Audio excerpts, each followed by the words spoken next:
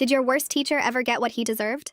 Professor Garamond was standing next to my sculpture at the student art show, practically drooling in awe. "This is absolute genius," he told his colleague, circling my piece like it was Michelangelo's David.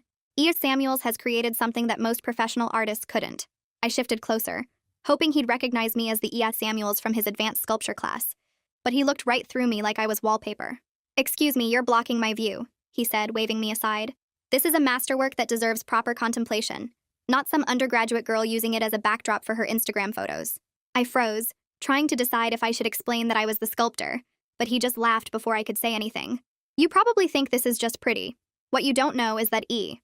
Samuels embedded mathematical ratios in these curves that reference Fibonacci sequences. Your untrained eye couldn't possibly detect the sophisticated framework." He turned to his colleague, gesturing at me like I was an example in a textbook. "This is why we need entrance exams for gallery openings. Girls like her come for the free wine and to feel cultured. They lack the foundational knowledge to appreciate what they're seeing." "I'm actually in your advanced sculpture class," I managed to say. Garamond squinted at me without a flicker of recognition, even though I sat in the front row every Tuesday and Thursday. "The scholarship kids, right? Diversity quotas? Well, at least you're trying, though honestly, comparing you to E. Samuels would be like comparing a child's crayon drawing to the Mona Lisa." He moved closer to my sculpture, running his hands over the surface I'd spent 3 months perfecting. "Feel this texture? How it shifts from rough to smooth? A female student could never achieve such control with welding equipment. It requires physical strength and spatial intelligence that women just don't possess. E. Samuels understands metal in a way that's almost intimate, the masculine energy needed to dominate these materials." My stomach churned as he continued. "I'm assuming E. Samuels is Ebenezer or Edvardo, probably trained in Europe where they teach real technique, not like here where we lower standards to let in students who can't afford supplies." He glanced at my thrift store dress with obvious disgust. "Speaking of which, shouldn't you be working the catering table? I saw them setting up in the back." "I said I'm a student here, and in your class," I said, my voice getting smaller. "Right. One of those kids who got lucky with financial aid," Garamond said. "Let me give you some free advice. Stop wasting your time trying to understand work like this. E. Samuels has a gift that can't be taught, especially not to someone who probably went to public school and thinks art is finger painting." He turned back to my sculpture, pulling his colleague closer. "See how the negative space creates tension here? This is doctoral-level conceptual thinking. Meanwhile, this girl probably submitted a craft project made from recycled materials because..." His colleague turned to me. "What did you submit to the show?" he asked, trying to be polite. Before I could answer, Garamond laughed. $20 says it's either a self-portrait about her trauma or something with menstrual blood. Female students always make everything about their bodies. I opened my mouth to tell him E. Samuels was me, Elena Samuels, that he was fondling my sculpture while telling me I was too stupid to understand it. But Garamond grabbed my wrist and pulled me to a different angle. "You're not even standing in the right spot to view it. This is meant to be seen from exactly here, where the light hits these planes I guarantee you didn't even notice. Your ignorance is insulting to the artist." His grip was too tight and I could feel my pulse hammering against his fingers. But I was 19 and terrified of losing my scholarship if I made a scene. "You should feel honored I'm even taking the time to educate you," he said, finally releasing my wrist. Though honestly, it's like trying to teach a dog about philosophy. I left the show early and cried in my car for an hour, never telling him that he'd spent 20 minutes explaining my own work to me while insisting I was too stupid to understand it. 5 years later, I was sitting in the judging chamber for the International Sculpture Prize. My piece from that student show had launched my career, leading to museum exhibitions, Vatican commissions, and now this position as head judge for the most prestigious award in our field. The door opened and a man shuffled in pulling a small cart with his submission. He looked terrible, suit wrinkled, hair unwashed, hands shaking as he arranged his piece. "Thank you for seeing me," he said without looking up. "I know I'm lucky to even get this chance after the university let me go." He pulled off the cloth covering his sculpture. "The sexual harassment settlements destroyed my reputation, but my work should speak for itself." He finally raised his eyes to meet mine and his face went completely white. You're a..." It was time to make him feel as small as he made me. Requested Reds is on Spotify now. Check out link in the description or comments. I grabbed the edge of the judge's table and forced my hands to stay flat against the wood. My credentials hung on the wall behind me, framed awards from museums in 3 countries, but right now they felt like props in some cosmic joke. The cartwheels squeaked as they rolled closer down the hallway outside our chamber. I flipped through my evaluation notes one more time, trying to focus on the technical criteria printed at the top of each page. The International Sculpture Prize had strict standards, 32 specific benchmarks we scored independently before comparing assessments. I'd judged 17 submissions yesterday without breaking a sweat, analyzing welds and spatial concepts with the same precision I brought to my own studio work. But my pulse hammered against my wrists when those wheels stopped right outside our door. The handle turned and he shuffled through the entrance, pulling a small cart behind him. His suit jacket hung loose on his shoulders like he'd lost weight recently, and the fabric showed wrinkles that suggested he'd slept in it or pulled it from a pile on his floor. His hands shook as he positioned the cart next to the presentation platform, and he kept his eyes fixed on the floor tiles while he fumbled with the brake mechanism. I watched him struggle with the simple task for maybe 15 seconds before he got the cart secured. He pulled a cloth covering off his sculpture without looking up at the judge's table. His voice came out quiet and rough. The university had let him go, he said, but he was grateful for this chance. The harassment settlements had destroyed his reputation, he continued, but his work should speak for itself. Every word landed in my chest like a physical weight. I sat perfectly still and watched him arrange his piece on the platform, adjusting the angle twice before he seemed satisfied with the positioning. Then he finally raised his eyes to look at the judging panel. His face drained of all color in maybe 2 seconds. The recognition hit him like a physical blow, his mouth opening and closing without producing sound. I met his stare without blinking, without moving, without giving him anything at all. The silence stretched out between us while his brain clearly scrambled to process what he was seeing. His former student, the girl he'd dismissed as too stupid to understand art, sitting at the head judge's position for the most important prize in contemporary sculpture. I counted 5 full seconds before I let myself breathe again. The memory slammed into me without warning. I was 19 again, standing next to my own sculpture while he explained to me why I couldn't possibly understand it. His fingers had wrapped around my wrist, pulling me to a different viewing angle, his grip tight enough that I could feel my pulse hammering against his palm. He'd positioned me like I was a piece of furniture blocking his view, like my body was just another object he could move around the gallery space. The pressure of his fingers had left red marks on my skin that lasted for hours after I finally escaped to my car. I could still hear his exact words echoing in my head. How female students lacked the spatial intelligence to work with metal. How we made everything about our bodies instead of understanding real conceptual frameworks. He'd spent 20 minutes fondling the curves I'd welded while insisting I was too ignorant to appreciate the mathematical ratios embedded in my own work. I forced my attention back to the present moment and really looked at him now. The confident professor who'd circled my sculpture like he owned it had been replaced by this diminished version shuffling around the presentation platform. His hands still trembled as he made final adjustments to his piece, and dark circles under his eyes suggested he wasn't sleeping well. The harassment settlements had clearly cost him everything: his teaching position, his professional network, probably most of his income and status in the art world. Part of me felt disgusted knowing what he'd done to other students, wondering how many young women had stood frozen while he grabbed their wrists or dismissed their intelligence. But there was also this uncomfortable flicker of something that might have been pity, watching him struggle with the cart brake, seeing how far he'd fallen from the arrogant authority figure who'd humiliated me 5 years ago. I pulled my evaluation sheet closer and reminded myself why I was sitting in this chair. The International Sculpture Prize judged artwork based on 32 specific criteria, not on personal feelings about the artists who created it. My job was to assess fabrication quality, conceptual innovation, formal composition, and technical execution. The panel was waiting for me to maintain the same professional standards I'd applied to every other submission this week. My personal history with this man could not interfere with fair evaluation of his sculpture, no matter how much I wanted to tear into him right now, no matter how satisfying it would feel to reject his work based purely on who he was and what he'd done to me. I pressed my palms harder against the table surface and focused on the sculpture itself, trying to see it objectively despite the rage burning in my chest. The door opened again, and Eloise Franklin walked in carrying her coordinator binder and a fresh stack of evaluation forms. She wore her usual professional outfit, navy blazer and practical shoes, her gray hair pulled back in a neat bun. She nodded to me and the other judges before moving to the presentation podium. Her voice was calm and thorough as she briefed us on the day's process, explaining the timeline for reviewing final submissions and the protocols we'd follow for scoring. Then she opened her binder to a specific page and emphasized the conflict of interest policy that governed all International Sculpture Prize judging. Any prior relationships with entrants needed to be disclosed immediately, she explained, looking directly at each judge in turn. The panel had clear procedures for handling situations where judges had personal or professional history with artists under evaluation.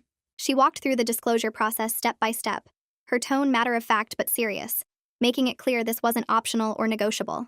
Michel walked over to my section of the judges' table and greeted me with his usual warm smile. He'd been judging international sculpture competitions for 15 years and had this easy confidence that came from experience. But his smile faded slightly when he caught my expression. I felt my face doing something I couldn't quite control as my eyes moved from him to the sculpture on the presentation platform.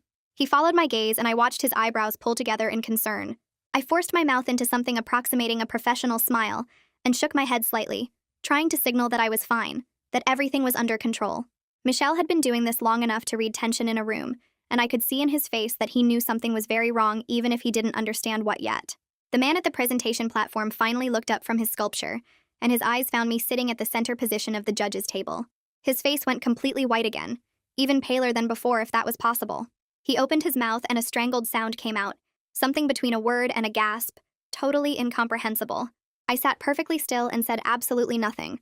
I didn't smile, didn't nod, didn't acknowledge his attempt at speech in any way. The silence stretched out and filled the entire room while he stood there realizing exactly who would be evaluating his work today. His hands started shaking harder, and he gripped the edge of the presentation platform like he needed it for balance. I let the moment extend for another 5 seconds before I finally shifted my attention to my evaluation forms, breaking eye contact and leaving him standing there with his face still drained of color. I raised my hand slightly to get attention and asked if I could have a private word with the coordinator. Eloise nodded immediately and gestured toward the small office connected to the judging chamber. I stood up from the table and walked to the office without looking at anyone else in the room. Eloise followed me in and closed the door behind us. The office was small and plain, just a desk and 2 chairs and filing cabinets along one wall. I took a breath and told her that the man at the presentation platform had been my professor 5 years ago. I kept my voice level and professional as I disclosed that he'd behaved abusively toward me during that time, though I didn't go into specific details yet. Eloise pulled out a notepad and started taking careful notes, her pen moving steadily across the page. She asked thoughtful questions about the nature of our history and whether I felt I could remain impartial given what had happened between us. Her tone stayed calm and supportive without being overly sympathetic, treating this like the serious procedural matter it was. Eloise explained that the panel had specific protocols for handling exactly these kinds of situations. She could remove me from judging his piece entirely if I felt that was necessary, she said, flipping to a marked page in her coordinator binder. The other judges would evaluate his submission independently, and my recusal would be noted in the official record.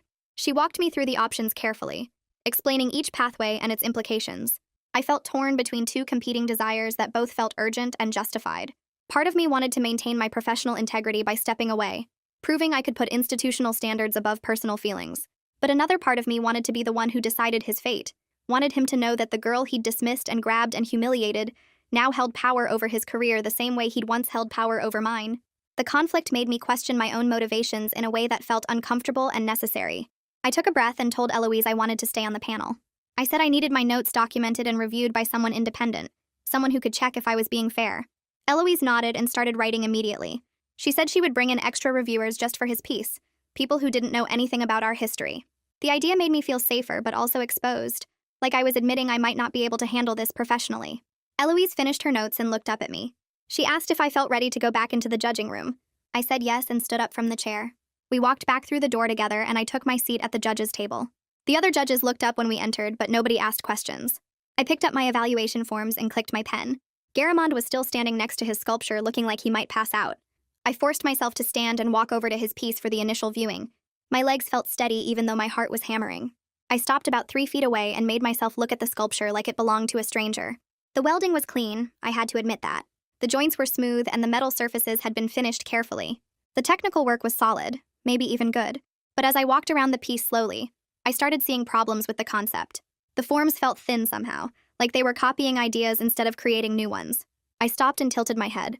Something about the negative space reminded me of a thesis show I'd seen 3 years ago, one of his former students.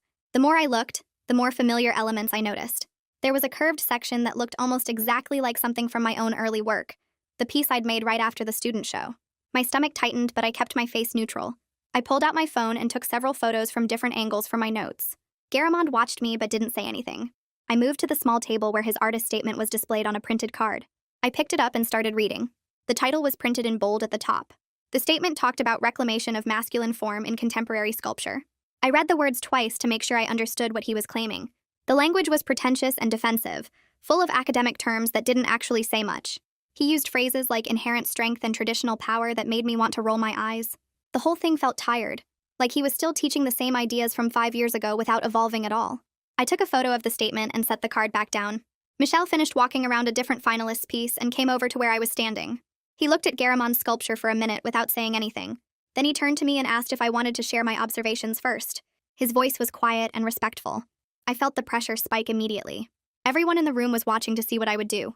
The other judges had stopped their own evaluations and were paying attention. I opened my evaluation form and clicked my pen again. I started with the fabrication quality, noting the clean welding and smooth surface finish. My voice stayed level and professional. Then I moved to the formal composition, pointing out how the vertical elements created rhythm, but the overall structure felt unbalanced. I talked about the negative space and how it seemed to reference other works without adding new ideas. I mentioned the conceptual gaps, how the artist's statement made claims the piece didn't actually support. My feedback was detailed and specific, focusing only on what I could see and measure. I didn't mention his teaching or our history or anything personal. I just talked about the sculpture itself and where it fell short of prize standards. Garamond flinched when I pointed out the derivative borrowing in the curved section. His face went red and he gripped the edge of his cart, but he stayed quiet and didn't interrupt. Eloise was taking careful notes at the judge's table, writing down everything I said. When I finished, she looked up and confirmed that my evaluation would be sent to independent reviewers before the final decisions. She said it clearly enough that everyone in the room heard. I nodded and returned to my seat. My hands were shaking slightly, but I kept them in my lap where nobody could see. Michelle gave me a small approving nod. Eloise stood and announced a 15-minute break. She handed me a folder with several printed pages inside. I took it and walked to a quiet corner of the room. The folder contained the formal conflict of interest protocol, all the official documentation for handling situations like mine. I read through each page carefully. There were sections about disclosure requirements and oversight procedures and independent review standards. Seeing everything written out in structured steps made me feel relieved. The system had ways to handle exactly this kind of complication. At the bottom of the last page was a signature line. I signed my name and dated it, then returned the folder to Eloise. She filed it immediately in her coordinator binder. During the break, I pulled out the finalist packets and started reviewing them more carefully. Each packet had a resume, artist statement, and photos of previous work. I flipped to Garamond's packet and scanned his resume. There were big gaps after his termination date, whole years where he apparently wasn't exhibiting anywhere or teaching at any institution. The harassment settlements had destroyed his career completely. I wondered how many students he'd hurt before someone finally reported him officially. The thought made my chest tight. Michelle came over and sat in the chair next to mine. He asked if I was doing okay. I said yes and showed him Garamond's resume with all the gaps. Michelle nodded like he'd seen this before. He told me that panels often have to deal with entrants who have reputational problems. He said the important thing was to focus on the work itself, not on rumors or past behavior. The art had to be judged on its own merit regardless of who made it. His guidance helped me feel more grounded in the professional standards we were supposed to follow. I closed the packet and set it aside. My mind kept drifting back to the student show, to the specific moment when Garamond grabbed my wrist and pulled me to a different viewing angle. I could still feel the pressure of his fingers, still remember how my pulse hammered against his grip. I realized I hadn't told Eloise about the physical contact yet. The memory made my stomach turn, and I had to take a few slow breaths. But I decided not to mention that detail unless it became directly relevant to the evaluation process. Adding it now might look like I was trying to build a case against him instead of just doing my job as a judge. The break ended, and we returned to our seats for the afternoon session. Eloise caught my eye and gestured for me to follow her to the hallway. I walked out, and she pulled me to a quiet corner near the water fountain. She told me a journalist named Raina Barnett had been contacting her office repeatedly over the past few days. The reporter was asking specific questions about panel diversity and transparency measures for the prize. Eloise said Barnett seemed particularly interested in how we handled conflicts of interest and whether judges disclosed prior relationships with entrants. The timing felt uncomfortable given everything happening with Garamond. I asked if Barnett knew about my specific situation, and Eloise shook her head. She said the inquiries seemed general but persistent, like the journalist sensed there was a story worth investigating. The media attention added pressure I didn't need right now. Eloise asked how I wanted to handle interview requests if Barnett contacted me directly. I said I wouldn't do any interviews until after judging concluded completely. I told her I was committed to transparency about our process afterward, but I refused to compromise the integrity of ongoing deliberations by talking to press now. Eloise nodded and said she appreciated my caution. She promised to handle all media inquiries herself until we reached final decisions. I felt relieved knowing she would act as a buffer between me and outside scrutiny during this vulnerable time. We walked back into the judging chamber and I pulled out my evaluation notes. The afternoon was scheduled for second detailed passes on all finalist pieces. I stood and approached Garamond's sculpture again, forcing myself to look at it with fresh eyes. The welding was clean and the proportions were balanced, but something nagged at me as I circled the piece. The curved forms intersecting at sharp angles felt familiar in a way that went beyond general sculptural vocabulary. I stepped back and studied the negative space between the metal planes. Then it clicked. 3 years ago, I had attended a thesis show at a different university and seen a student's work that used almost identical formal strategies. The derivative borrowing was subtle enough that Garamond probably thought no one would catch it. But I had been in this field long enough to recognize when someone was recycling other people's ideas instead of developing their own. The student's piece had been smaller and used different materials, but the underlying conceptual framework was nearly identical. I pulled out my phone and searched my photos until I found images from that thesis show. I compared them to Garamond's sculpture, and the similarities were undeniable. I returned to my seat and opened a fresh page in my notes. I described the formal resemblances carefully without making direct accusations of plagiarism. I wrote about the specific intersection patterns and the way negative space functioned in both pieces. I questioned the originality of Garamond's approach and noted that the work seemed to rely heavily on established solutions, rather than pushing into new territory. My documentation was factual and detailed, providing enough information that independent reviewers could verify my observations. I made sure to include the name of the student show and approximate dates, so others could check my claims. The writing took almost an hour because I kept revising to remove any emotional language or personal bias. Every word needed to be defensible and grounded in observable evidence. Michel stood and stretched, announcing he needed coffee. I followed him to the small break room down the hall. He poured 2 cups and handed me one. I asked him how panels typically distinguished between artistic influence and problematic appropriation. Michel leaned against the counter and explained that all artists build on what came before, but there were clear lines between inspiration and derivative work. He said panels looked for whether an artist transformed their sources into something genuinely new or just repackaged existing ideas with minor variations. His perspective helped me articulate why Garamon's borrowing crossed into problematic territory. The piece didn't advance the conversation or offer fresh insights. It just executed familiar strategies competently without taking any real risks. Michel asked if I had concerns about a specific finalist, and I showed him my notes about the formal similarities. He studied my documentation and agreed the resemblance warranted flagging for review. I spent the rest of the afternoon evaluating the other finalists. Relief washed over me as I examined their work, because several pieces were genuinely exceptional. One sculptor had created an installation using recycled industrial materials that completely transformed how viewers moved through space. Another had developed a new casting technique that produced surfaces I had never seen before. A third finalist worked with light and shadow in ways that made solid metal appear fluid. The quality of the competition meant this decision wouldn't hinge entirely on Garamon's piece. The prize could go to someone truly deserving regardless of how we scored his work. That made it easier to be objective about his submission's problems. I wasn't choosing between giving him recognition or leaving the prize vacant. I was choosing between his derivative piece and multiple stronger alternatives.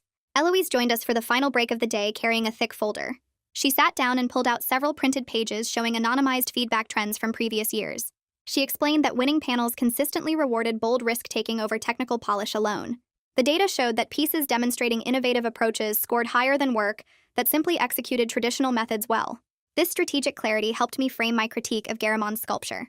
His piece prioritized safe execution over genuine innovation. The welding was skilled, but the underlying ideas were borrowed and cautious. Nothing about it challenged viewers or pushed the field forward. Eloise's analysis gave me language to articulate why technical competence wasn't enough at this level. I returned to my desk and opened my laptop to draft the formal written critique. I started with observations about his fabrication choices, noting the clean welds and balanced proportions. Then I moved into conceptual development, describing how the piece relied on established formal strategies without transforming them. I discussed the work's positioning within contemporary sculpture discourse, explaining how it echoed existing conversations rather than advancing them. The language was precise and unemotional, exactly the kind of professional feedback I would provide for any artist at this level. I included specific references to the formal similarities I had documented earlier. I revised the critique 3 times to remove any hint of personal bias or vindictiveness. Every sentence had to serve the goal of fair evaluation based on observable qualities of the work itself. The session ended and I gathered my materials. Michel said goodbye and headed toward the parking garage. I walked down the hallway toward the exit, my bag heavy with folders and notes. Footsteps echoed behind me, and I turned to see Garamond approaching. He raised one hand in an awkward gesture and opened his mouth to speak. I held up my hand to stop him before he could say anything. I told him firmly that I couldn't have this conversation. He looked confused and said he just wanted to clear the air about what happened years ago. I repeated that all communication needed to go through proper channels and that he should contact Eloise if he had concerns about the evaluation process. My boundaries were clear, and I wasn't going to let him corner me in an empty hallway. He started to argue, but I turned and walked away quickly. My hands were shaking by the time I reached my car. I emailed Eloise as soon as I got home, describing the hallway encounter in detail. I explained that Garamond had approached me outside the judging chamber wanting to discuss our past. I noted that I had declined the conversation and referred him to her office. Eloise responded within 20 minutes saying she would log the attempted contact in the official record. She said she was sending a reminder to all entrants about communication rules during active judging. Her email included the text of the reminder she planned to send. It stated clearly that judges and entrants were prohibited from private communication during deliberations, and that all inquiries must go through the coordinator's office. Any violation of this policy would result in immediate disqualification. Her swift response reinforced that the institutional systems were working to protect both judges and artists from inappropriate interactions. I felt grateful for her support and relieved that Garamond's attempted contact was now documented officially. That evening, I pulled up the public records from Garamond's harassment settlements on my laptop. The documents were carefully redacted with names blacked out, but the patterns were impossible to miss. One student described how he praised her thesis concept in private meetings, then told the rest of the class it showed weak thinking, and suggested she consider switching majors. Another reported that he would touch her shoulders while reviewing her work, and stand too close during critiques. A third detailed how he systematically undermined her confidence by comparing her unfavorably to male students, while privately telling her she had potential if she worked harder. The behaviors matched exactly what I experienced and suspected. He targeted female students specifically, finding ways to make them doubt their abilities while positioning himself as the authority who could validate their worth. Reading through the statements made my stomach turn because I recognized the same tactics he used on me, the same pattern of public humiliation combined with private encouragement designed to create dependence on his approval. The settlements listed monetary amounts and required him to attend training sessions, but nowhere did the documents indicate he actually understood what he had done wrong or felt genuine regret. I closed my laptop and sat in the dark for a while thinking about how many students he had damaged before someone finally reported him.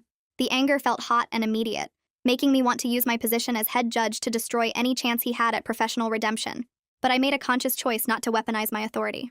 I sat at my kitchen table the next morning and wrote out my commitment to evaluate his work on merit alone, despite how much I wanted him to suffer. The high road felt frustrating and deeply unsatisfying because part of me believed he deserved to be punished for what he did to me and to other students. But using my power as a judge to settle personal scores would make me exactly the kind of person who abuses institutional authority for personal gain. I had built my career on integrity and fair evaluation, and compromising those principles would damage everything I had worked to achieve. The choice felt almost physically painful because it meant setting aside my anger and treating him with more fairness than he ever showed me. I reminded myself that proper process and objective standards were more important than revenge, even when revenge felt justified. The satisfaction of destroying him would be temporary, but maintaining my professional integrity would last my entire career. I filed away the harassment documents and returned to my evaluation notes, forcing myself to focus on the sculpture itself, rather than the person who made it. The roundtable discussions began that afternoon in the judging chamber. Michel sat across from me reviewing his notes while two other panelists arranged their materials. We started working through the finalist pieces systematically, discussing technical execution and conceptual frameworks. When we reached Garamon's submission, Michel looked directly at me and asked me to make the strongest case either for or against advancing the piece based purely on artistic merit. His question was deliberate and challenging, forcing me to separate my emotional response from objective analysis.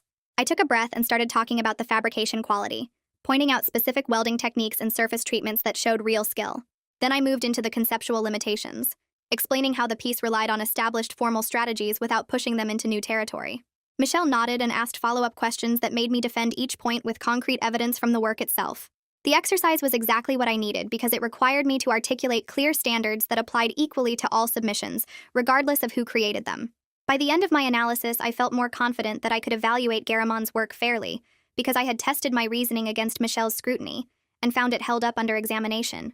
I argued that the piece should advance based on technical fabrication skill, but lacked the conceptual innovation required for top-tier recognition.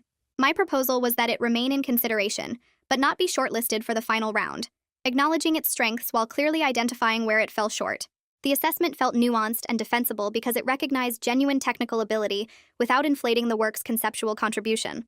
Michel asked how I would compare it to other pieces showing similar fabrication quality, and I walked through specific examples pointing out where those artists pushed beyond technical execution into meaningful innovation. The other panelists joined the discussion, and we spent nearly an hour examining how to weight technical skill against conceptual advancement in our evaluation criteria. My position gradually became the consensus view, not because of my personal history with Garamond, but because the analysis held up when tested against our established standards. The conversation felt productive and fair, giving me confidence that we were making decisions based on the work itself, rather than external factors. Later that day, Eloise mentioned that Reina had emailed her asking specific questions about panel diversity and transparency measures. Eloise showed me the draft reply emphasizing the prize's commitment to fair evaluation and describing the conflict protocols we had implemented. The journalist's interest made me realize this process could set important precedents for how arts institutions handle situations where judges have complicated histories with entrants. Reina's questions focused on structural safeguards rather than personal drama, which suggested she understood the broader implications beyond any individual case. I told Eloise the reply looked good, and asked if she planned to mention the independent corroboration process we had established for my notes. She added a paragraph explaining how we used multiple evaluators to ensure objectivity when potential conflicts existed, framing it as a model other institutions might adopt. The email felt like it struck the right balance between transparency and discretion, acknowledging that complications arise while demonstrating how proper protocols can address them fairly. The next morning during final deliberations, I experienced a sudden bodily memory that caught me completely off guard. We were reviewing the shortlist candidates when I felt phantom pressure on my wrist exactly where Garamond had grabbed me at the student show. The sensation was so vivid I looked down expecting to see his fingers wrapped around my arm. The humiliation of being physically moved like an object rushed back with surprising intensity, making my face feel hot and my breathing shallow. I excused myself and stepped outside for a quick walk to reset before continuing. The physical response surprised me because I thought I had processed this years ago, but apparently my body remembered the violation in ways my conscious mind had tried to forget. I walked around the building twice, taking deep breaths and focusing on the present moment until the phantom sensation faded. The memory reminded me why maintaining professional boundaries mattered so much, why I couldn't let him corner me in hallways or manipulate me into private conversations about the past.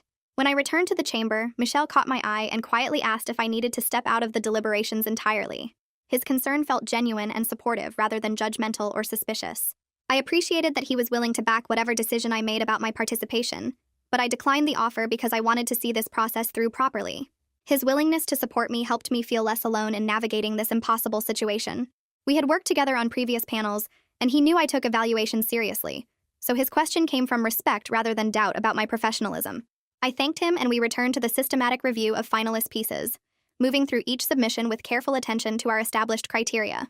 The panel narrowed the field through hours of discussion and comparison. We evaluated technical execution, conceptual innovation, contextual relevance, and overall impact for each piece. Garamond's submission landed just outside the shortlist based on consensus assessment from all panelists, not just my evaluation. The decision felt right and fair, giving me measured relief that justice could happen through proper process rather than personal vendetta. 3 other pieces clearly demonstrated stronger conceptual frameworks while maintaining comparable technical quality, making the choice relatively straightforward once we applied our standards consistently. The vote was unanimous and the discussion remained focused on artistic merit throughout, exactly how the process should work. I felt tired but satisfied that we had made defensible decisions based on the work itself. 2 days later, Eloise confirmed that independent corroboration of my notes had been completed. 2 other evaluators reached substantially similar conclusions about the work's strengths and limitations without knowing about my history with Garamond. The validation felt important because it proved my judgment was sound and unbiased, despite our complicated past. One evaluator specifically noted the same formal similarities to other artists' work that I had flagged, describing the derivative quality in nearly identical terms. The other evaluator's assessment of the conceptual framework matched my analysis almost word for word, pointing out the same reliance on established strategies without meaningful innovation. Eloise included their written reports with her email, and I read through them carefully, feeling grateful that the institutional safeguards had worked exactly as intended. My personal feelings about Garamond had not compromised my ability to evaluate his sculpture fairly and objectively. The following week, Garamond submitted a request for access to feedback summaries, which was standard practice after announcements were made. Eloise forwarded me the request, noting that all finalists received written critiques explaining the panel's assessment of their work.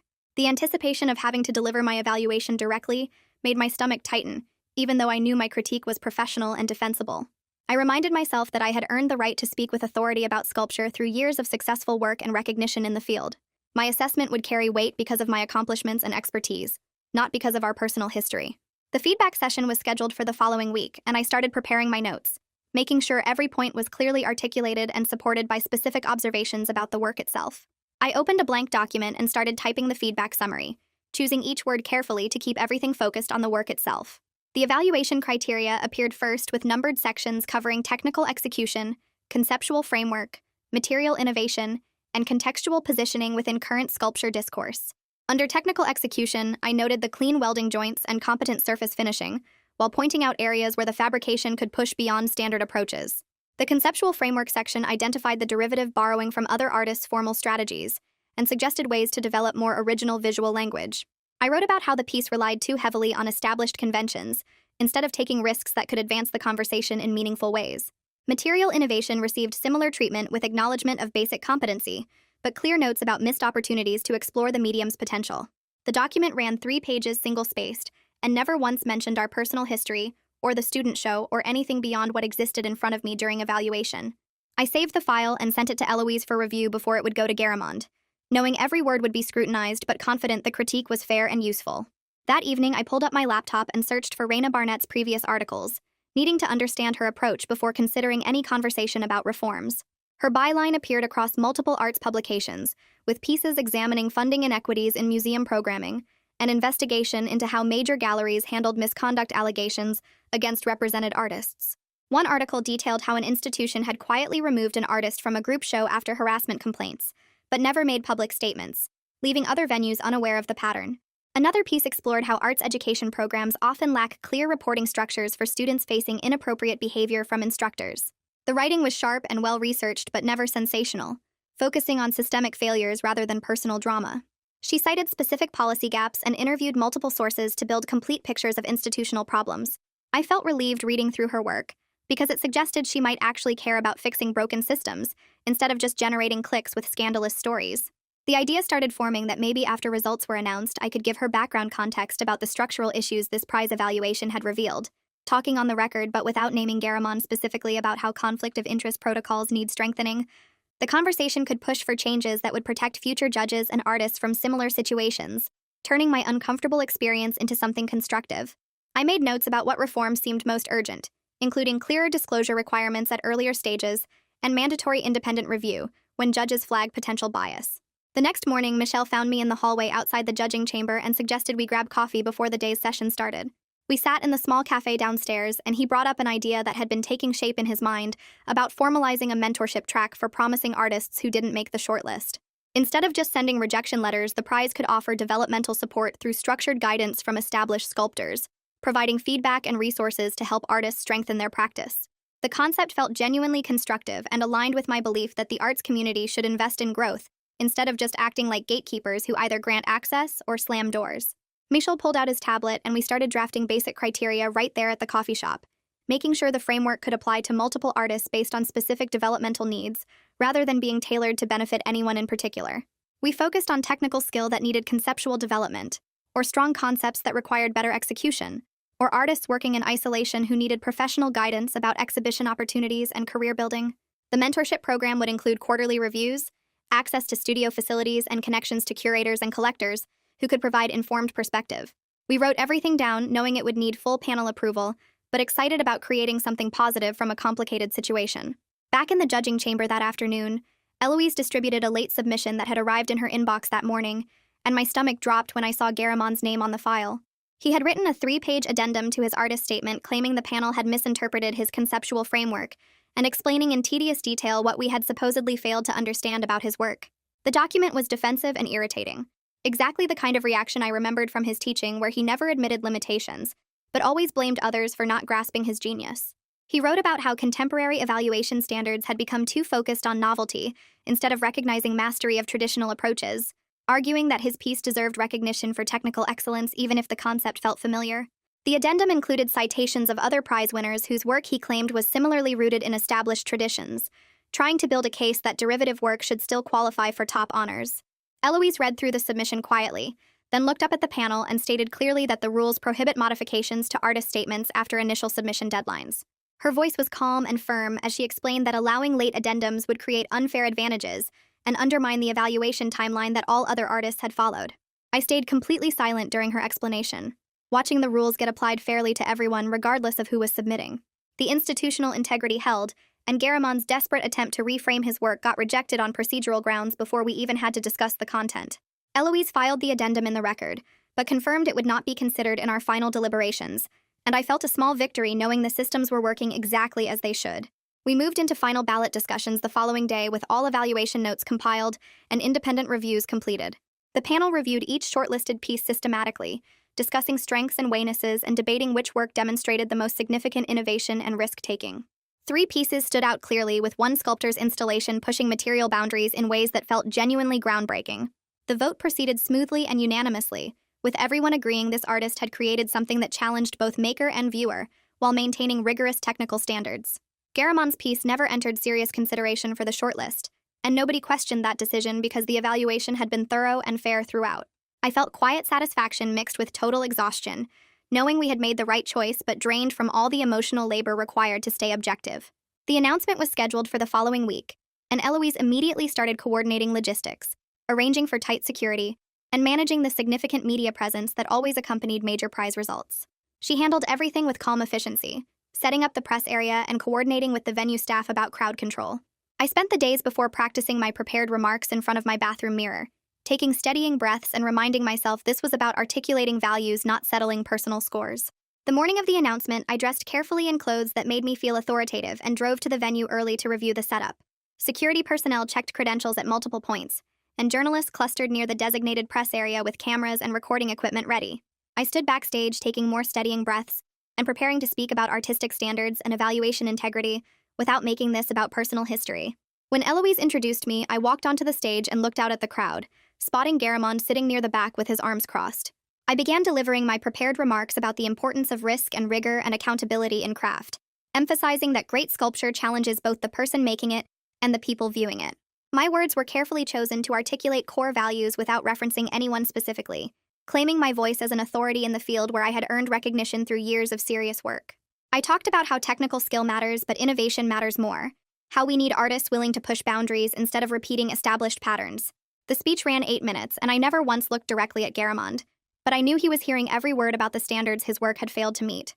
I stepped back from the podium, and Eloise moved forward with the official announcement packet, opening it carefully while the crowd leaned in. She read the winner's name, and the room filled with clapping and cheering, people standing up to see the sculptor who'd created the installation that pushed material boundaries in ways we all agreed felt truly groundbreaking. The winner walked to the stage looking stunned and grateful, shaking hands with each of us judges before accepting the award. Eloise then introduced the new mentorship program, explaining how we'd identified 5 artists whose work showed real promise but needed more support and guidance to reach the next level.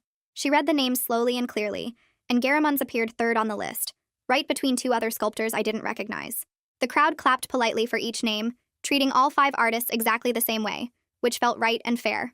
I watched Garamond's face from the stage and saw something that looked like relief mixed with shame, his shoulders dropping slightly as he processed being included in a developmental program rather than being rejected completely. The whole announcement took maybe 15 minutes, and then people started moving toward the reception area where wine and small plates were set up. I stayed near the stage helping Eloise pack up the official materials, keeping myself busy so I wouldn't have to make small talk with anyone from the crowd. Garamond approached the edge of the stage area and asked Eloise if he could get his feedback summary, speaking quietly and keeping his distance from me. Eloise nodded and told him she'd arrange a meeting for later that week, and that she would be present during the discussion to make sure everything stayed professional and appropriate.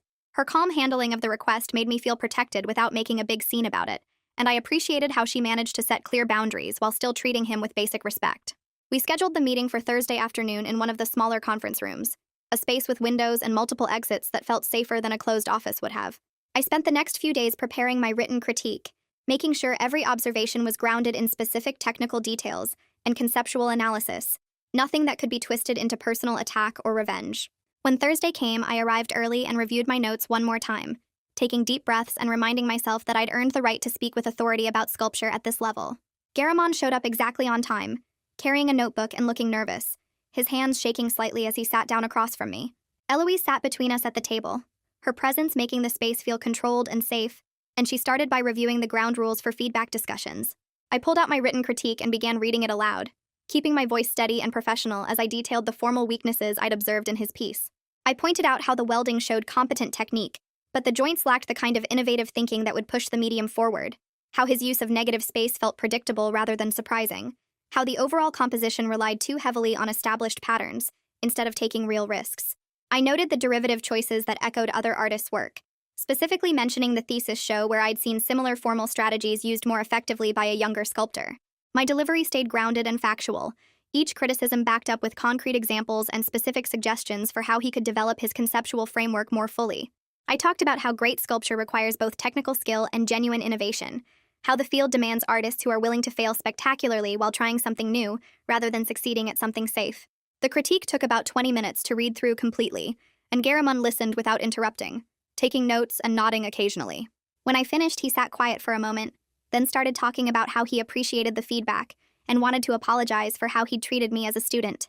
I cut him off immediately, telling him firmly that this meeting was about his artwork and not about our past, and that if he wanted to address his previous conduct, he needed to go through the university's proper channels for reporting and accountability. Eloise backed me up right away, reminding him that feedback sessions focus solely on artistic development and that personal matters belong in different institutional spaces. He looked surprised but stopped trying to shift the conversation, going back to asking questions about specific technical points from my critique instead. After the meeting ended and Garamond left, Michelle found me in the hallway and asked how it went. We walked to a quiet corner near the building's side entrance, and I told him honestly that it had been hard but manageable, that having Eloise there made me feel safe enough to deliver real critique without getting pulled into emotional territory. Michelle said I'd handled an impossible situation with grace and integrity, which made me feel less shaky about the whole confrontation. He suggested we propose a public education initiative about critique culture, something that would help both established artists and emerging ones understand the difference between rigorous evaluation and abusive treatment. The idea gave me something constructive to focus on, instead of just replaying the uncomfortable moments from the meeting, and I agreed to work with him on developing a proposal. We spent another 10 minutes talking through what such a program might look like, how it could include workshops on giving and receiving feedback, how it might establish clearer standards for what counts as professional critique versus personal attack. When Raina contacted me a few days later asking for an interview, I agreed but made it clear I wanted to focus on process transparency and the mentorship program expansion, rather than any personal conflicts. She seemed to understand exactly what I meant, asking thoughtful questions about how the prize maintains rigorous standards while also supporting artistic development. I talked about the new safeguards we'd put in place, the conflict of interest protocols, the independent review process for situations where judges have history with artists. The interview felt like an opportunity to advocate for changes that could help other judges and artists navigate similar complicated situations in the future, to create systems that protect people without sacrificing honest evaluation. Raina's article came out the following week and I read it carefully, relieved to find it remarkably fair and focused. She emphasized the prize's commitment to rigorous craft criteria and highlighted the new safeguards as important steps toward greater institutional accountability.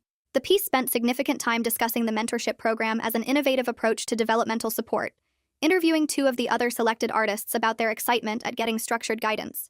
Garamond got mentioned briefly as one of the 5 participants, but the article didn't sensationalize his past or speculate about personal conflicts between us. The whole tone stayed professional and constructive, exactly the kind of coverage that could actually help improve how arts institutions handle these situations. Eloise called me after the article ran to say she'd already started getting inquiries from other prize organizations about our protocols, and that she'd secured initial funding to pilot an anti-harassment and critique training module. The training would be required for all future prize entrants and panelists, covering topics like power dynamics in evaluation, appropriate boundaries in mentorship, and how to distinguish rigorous critique from abusive behavior. Knowing that something genuinely constructive had emerged from my discomfort made the whole experience feel more worthwhile, like maybe dealing with Garamond's presence had led to changes that would protect other people down the line.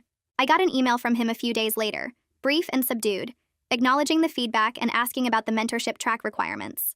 His tone felt genuine without the defensive arrogance I remembered from his teaching, and I found myself cautiously open to the possibility that he might actually be capable of growth if given proper structure and accountability.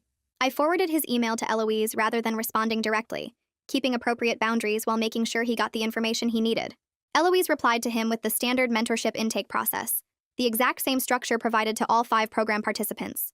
She outlined the clear boundaries, the regular supervision schedule, the signed respect agreements that all mentors and mentees had to complete before beginning work together.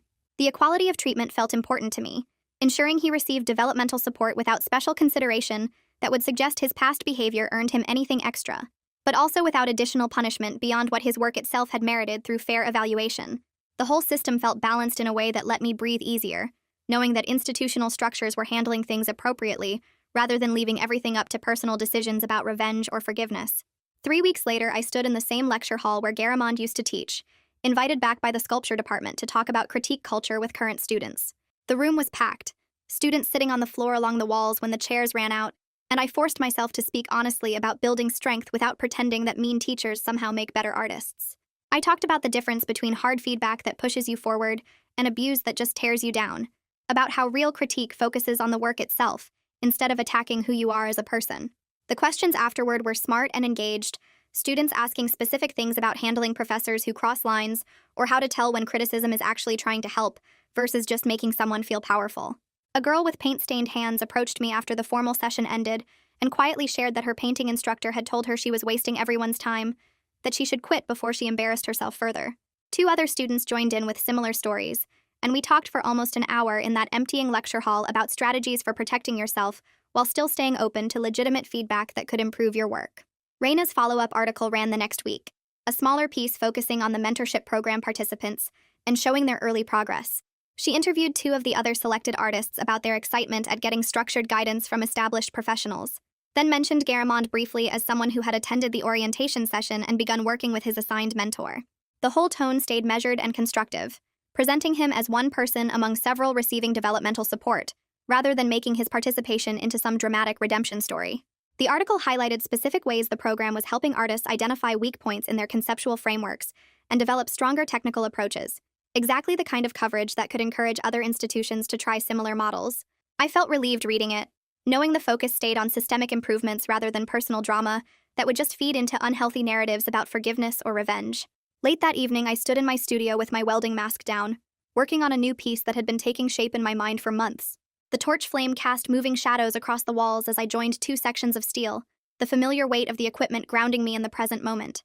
I thought briefly about that first sculpture from the student show, the one Garamond had praised while telling me I was too stupid to understand it, and the memory still stung in a distant way, like an old injury that aches when the weather changes.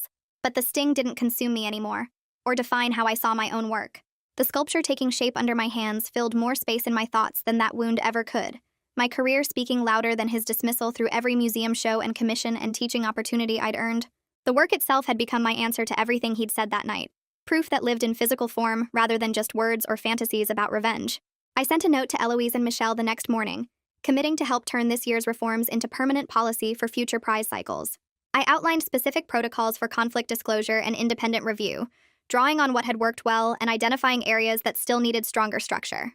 The institutional changes felt more important than any personal satisfaction I'd gotten from judging Garamond's work fairly, knowing these systems would protect future artists from the kind of dismissal I'd survived. That night, I slept without replaying the student show scene in my head, my mind quiet and still instead of circling endlessly through what I should have said or done differently.